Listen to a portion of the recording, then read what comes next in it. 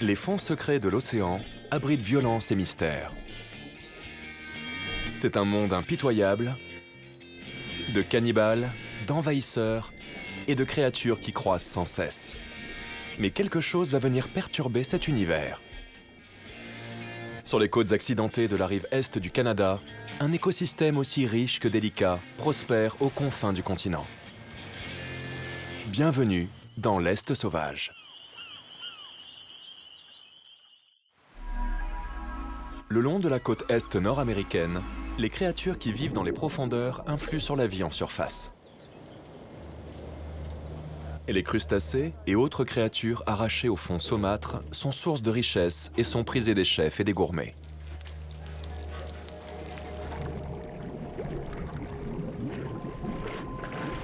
Cette vie secrète des océans est la ressource première des pêcheurs qui doivent apprendre à la décrypter.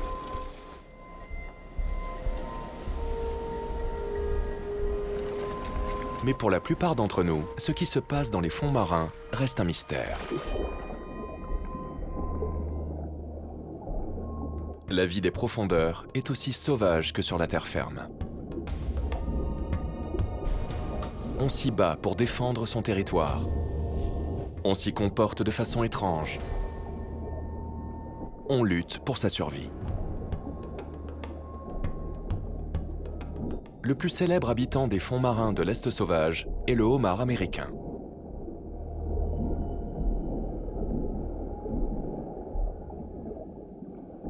Durant l'été, les homards évoluent dans les eaux chaudes et peu profondes du littoral.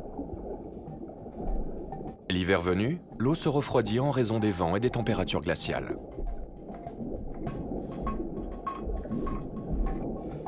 Les homards gagnent les eaux plus profondes de l'Atlantique, là où la température est plus constante. Les températures des océans se modifient partout à travers le monde. Il est de plus en plus fréquent de retrouver plus au nord des homards qui fuient les effets du changement climatique.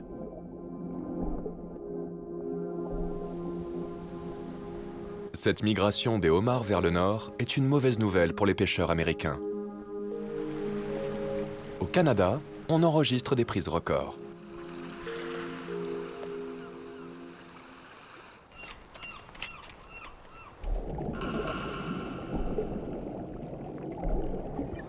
Les créatures capturées peuvent aujourd'hui échouer dans des restaurants à la mode, dans des casseroles et des assiettes de Denver à Dubaï. Mais il y a 100 ans, le homard n'était pas un mets aussi prisé. C'était pour beaucoup le plat des pauvres gens qui travaillaient sur le littoral. Le homard mort non cuisiné se dégrade et devient rapidement toxique. Il ne pouvait pas être transporté dans les terres. Aujourd'hui, les bateaux de pêche modernes sont équipés de réservoirs d'eau salée et le transport par avion a changé la donne. Pour préserver cette industrie lucrative, les pêcheurs locaux ont appris à connaître l'anatomie du homard.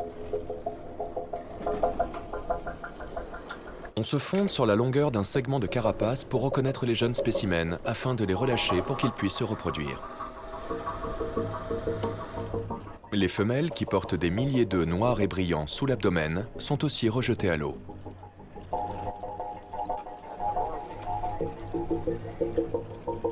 Un œuf sur 10 000 seulement conduira à un spécimen adulte. Rejeter à l'eau une femelle aujourd'hui, c'est investir dans l'avenir d'une pêche qui change déjà de visage.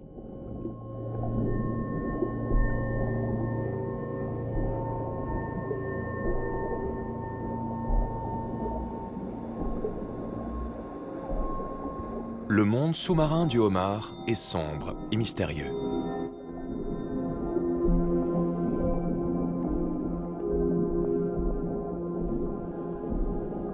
Pour vivre dans les eaux troubles, le homard s'appuie principalement sur les sens du toucher et de l'odorat. Il se sert de ses longues antennes et de son puissant odorat pour trouver de la nourriture et reconnaître ses semblables.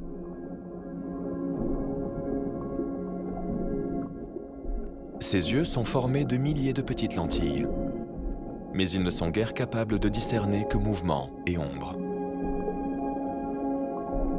Le homard présente toute une variété de nuances. Mais il est très souvent brun-vert pour pouvoir se camoufler facilement. La célèbre couleur rouge provient d'un pigment qui reste lié à une protéine tant que le homard vit. Cette protéine se décompose avec la chaleur. La couleur rouge vif n'apparaît qu'à la cuisson. Le homard est doté de 10 pattes pour se déplacer. Les 2 pattes avant sont dotées d'une pince.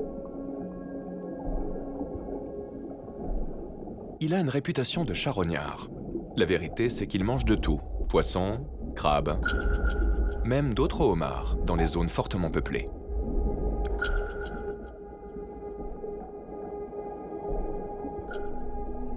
Le homard peut être gaucher ou droitier, selon le côté où est située la pince broyeuse.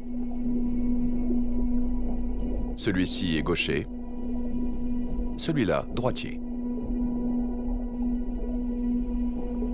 La pince broyeuse est assez puissante pour ouvrir en deux un crabe, une palourde ou une moule. L'autre pince, plus petite, plus agile, lui sert à gratter la chair. La croissance infinie est inscrite dans l'ADN du homard, mais il n'est pas éternel pour autant. Le homard doit muer chaque année. Plus le homard est grand, et plus cela nécessite d'énergie. Certains sont si grands qu'ils meurent d'épuisement lors de la mue. La plupart des homards qui finissent dans les assiettes pèsent environ 500 grammes. Des poids plumes pour ainsi dire, âgés d'environ 8 ans.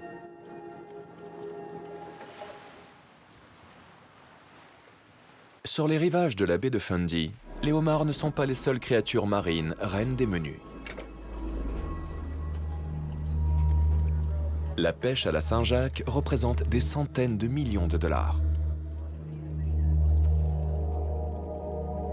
Les coquilles Saint-Jacques semblent peu vives, mais sont capables de manœuvres étonnantes sous l'eau.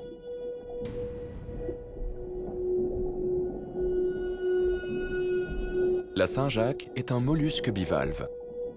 Sa coquille est faite de deux moitiés symétriques reliées par un muscle.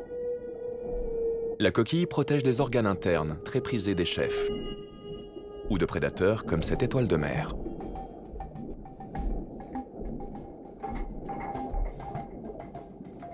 Les bras de l'étoile de mer sont couverts de centaines de pieds, des tubes microscopiques, chacun doté d'une ventouse à son extrémité. Ces sortes de pieds bougent de façon synchrone et permettent à l'étoile de mer de se déplacer dans les fonds marins. Ses ventouses et ses bras puissants lui servent à ouvrir la coquille et à manger ce qui s'y trouve.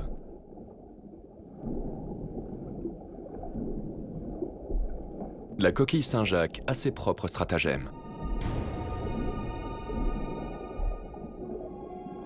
Contrairement à la plupart des bivalves, les coquilles peuvent sauter et même nager, mais sur de courtes distances. Les coquilles claquent et expulsent de l'eau. Le mollusque se déplace ainsi par à-coups.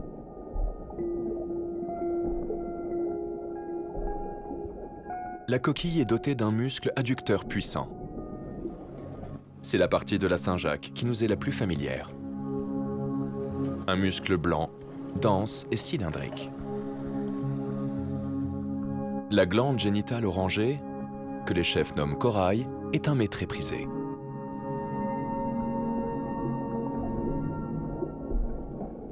La Saint-Jacques et les crabes sont aussi au menu du homard américain.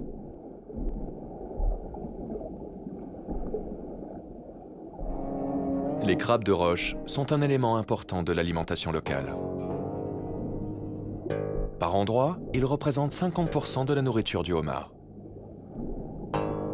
Ils sont aussi une proie pour les autres crabes de roche.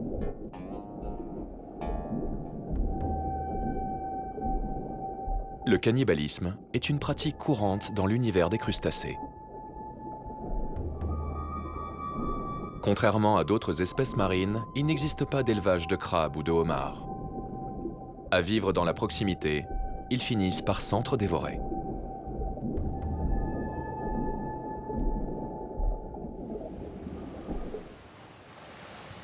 Les eaux peu profondes du littoral sont des lieux très mouvementés. Les vagues, les marées retournent les fonds rocheux et malmène toutes les créatures qui s'y trouvent.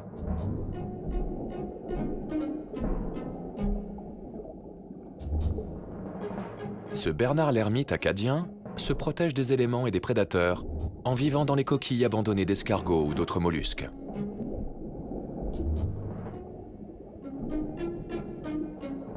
La coquille protège le ventre mou de ce crustacé à 10 pattes, sorte de cousin éloigné du crabe.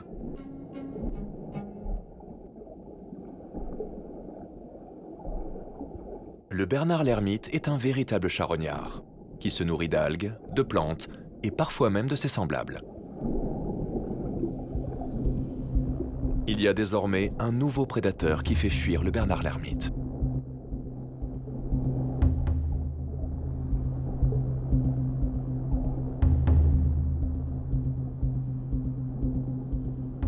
Ces eaux subissent une véritable invasion.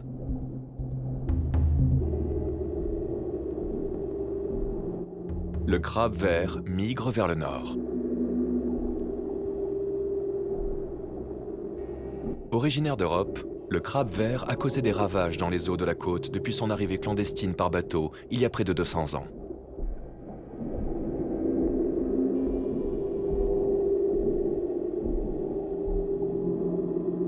Les plantes marines en souffrent. Le crabe détruit les herbiers de zoster quand il traque sa proie.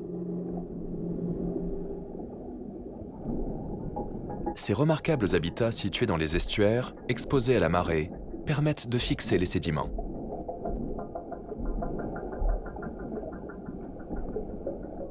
Cette étendue de plantes forme un abri pour les jeunes spécimens de plusieurs espèces. Ces poissons nourrissent les oiseaux. Ils font partie de la chaîne alimentaire. Et tout commence ici, dans ces herbiers.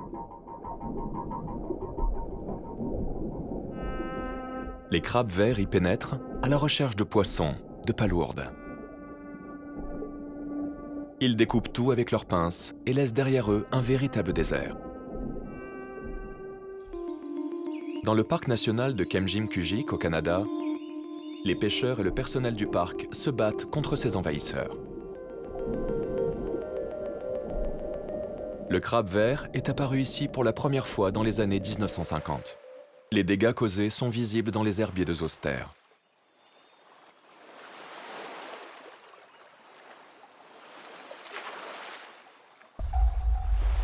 Jusqu'à récemment, les organisations de pêche ont encouragé les pêcheurs de homards à se servir du crabe vert comme appât.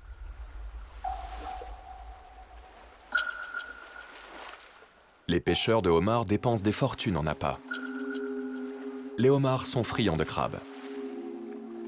Tout le monde est gagnant, non? Eh bien non. Le plan est tombé à l'eau. Le crabe vert est porteur de bactéries et d'agents pathogènes dangereux pour le homard.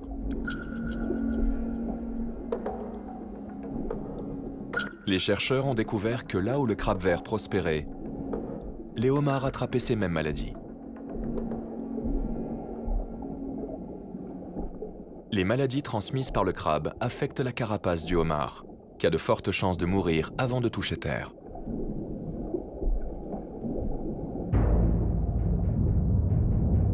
Le crabe vert supplante et fait fuir les crabes de la zone.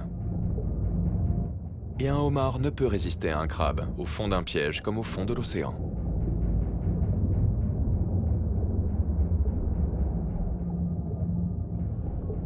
Même si ce crabe-ci réussit à s'échapper, l'espèce dans son ensemble fait peser une menace sur le homard américain et les personnes qui en dépendent.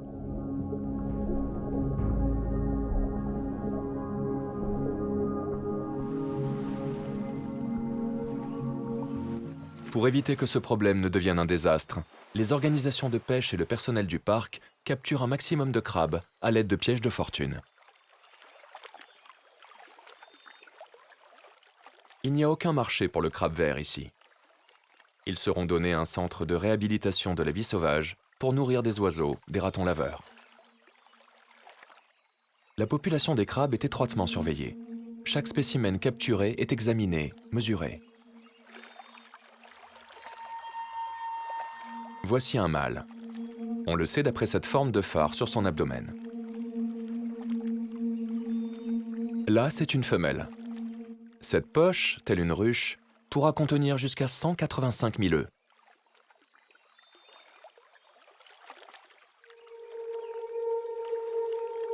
Depuis le début, les chiffres sont défavorables aux employés du parc. Mais l'espoir est là. Le crabe bleu est originaire d'Amérique du Nord, mais on le trouve rarement dans ces zones. Ces dernières années, ils ont été découverts dans les eaux aux abords du parc national de Kemjimkujik. Ces crabes bleus font 4 fois le poids de leurs cousins verts.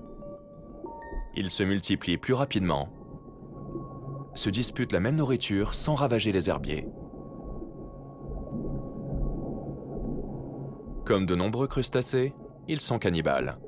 Ils aiment manger les autres crabes, comme ces vers envahisseurs. Et cerise sur le gâteau, le crabe bleu est une espèce commerciale rentable.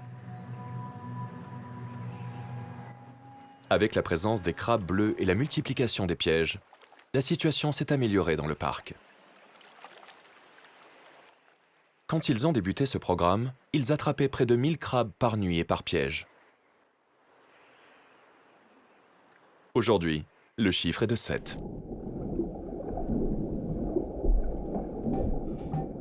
Les plantes repoussent, le nombre de poissons augmente et les oiseaux côtiers sont de retour. En plus des espèces parasites, de la possibilité de finir au courbouillon, la menace la plus sérieuse pour un homard est un autre homard.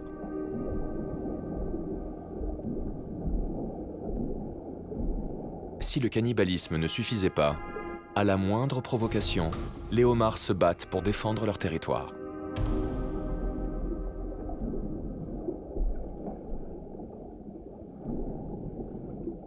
Le homard se terre dans la roche et dans les fissures des fonds marins. Il entre à reculons et garde l'entrée avec ses pinces.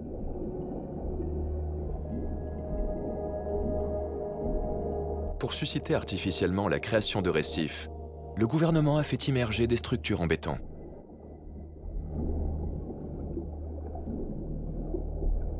Le homard est l'un des premiers à s'y installer.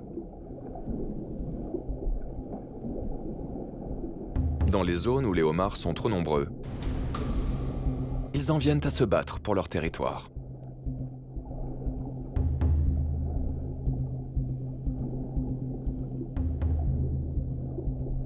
Ce homard a perdu sa pince broyeuse, probablement contre un spécimen plus gros et plus agressif.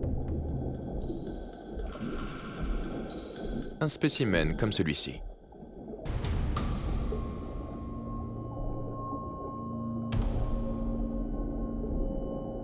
Ce géant bleu pèse près de 9 kilos. Ses immenses et puissantes pinces sont massives. Ses rivaux les plus petits gardent leur distance. Les homards se reconnaissent entre eux grâce à l'odeur de l'urine et ne défieront jamais le vainqueur d'un combat.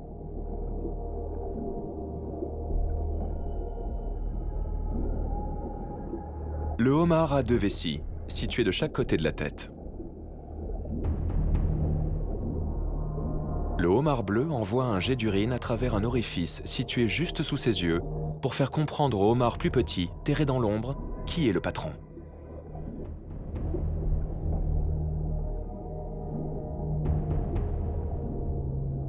Les spécimens les plus petits s'enfuient. Ils prennent la fuite, se servant du muscle de la queue et des pattes natatoires sous l'abdomen pour se propulser vers l'arrière.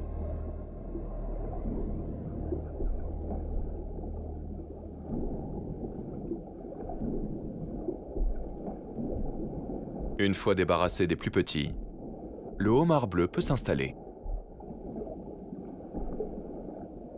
Au vainqueur, le butin. Mais il y a toujours un autre rival. Si le combat est plus équitable, que les adversaires n'ont pas combattu avant, l'affrontement prend alors des allures de combat d'arts martiaux. Ce homard est plus petit que le homard bleu, mais il vient le provoquer.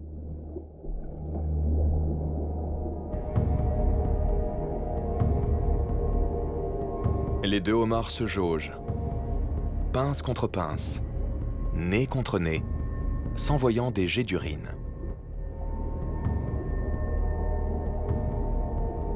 Les composants chimiques de l'urine font monter l'agressivité des combattants. Le géant bleu se tient sur la pointe des pattes, ses immenses pinces ouvertes, prêtes à porter un coup mortel. Le homard plus petit sait qu'il est surpassé et commence à reculer. Le géant bleu est décidé, lui, à faire forte impression. Le rival ne défiera plus jamais le champion. En plus de sa taille record, le homard bleu présente d'autres caractéristiques incroyables. Il peut vivre plus de 50 ans. Même si l'on ne connaît pas avec précision la durée de vie d'un homard, certains pensent qu'elle peut dépasser les 100 ans.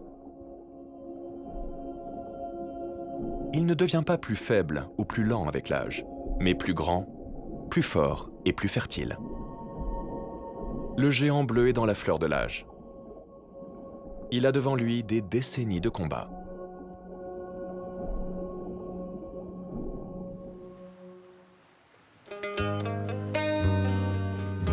Les eaux de l'Atlantique Nord se modifient. L'océan se réchauffe, les espèces se déplacent et la pêche traditionnelle souffre de la présence d'espèces nuisibles. C'est un monde peu connu et encore moins compris. Mais c'est un enjeu important, tant au niveau de l'équilibre entre espèces que de l'économie. Pour que des créatures telles le homard américain aient un avenir serein, il faut plonger dans l'obscurité des profondeurs de l'Est sauvage.